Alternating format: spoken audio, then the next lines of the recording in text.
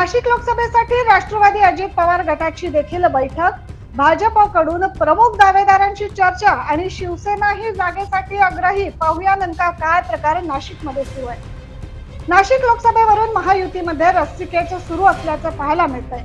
शिवसेनेसोबतच राष्ट्रवादी व भाजपने नाशिकच्या जागेवर आपला दावा करत आक्रमक पवित्रा घेतलाय.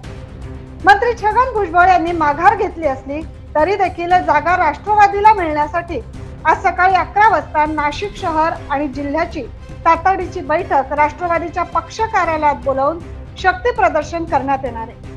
त्यातच भाजपच्या वरिष्ठ नेतृत्वाने आता प्रमुख इच्छुकांशी 1 to 1 चर्चा करण्यास सुरुवात केली आहे.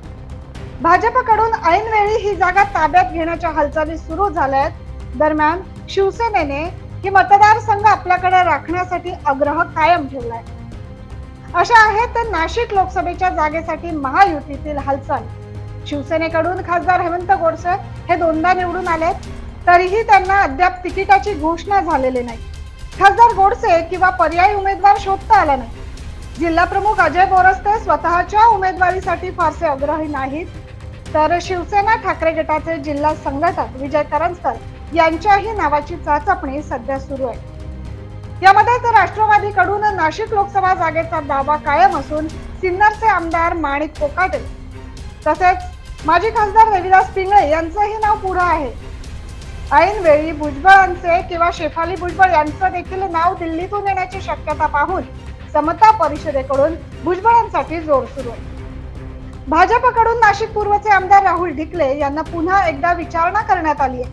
तसेच नाशिक पश्चिमचे आमदार सीमा हिरे, दिनकर पाटील अशा 1-2 इच्छुकांसोबत चर्चा झाल्याची देखील माहिती समोर आहे. त्यामुळे आता राज्यात सर्वाधिक चर्चा ही नाशिक लोकसभेच्या जागेवरून रंगली आहे. उमेदवारी अर्ज भरण्यास काही तास बाकी उरले असताना देखील नाशिकचा महायुतीचा पेच अजूनही कायम आहे.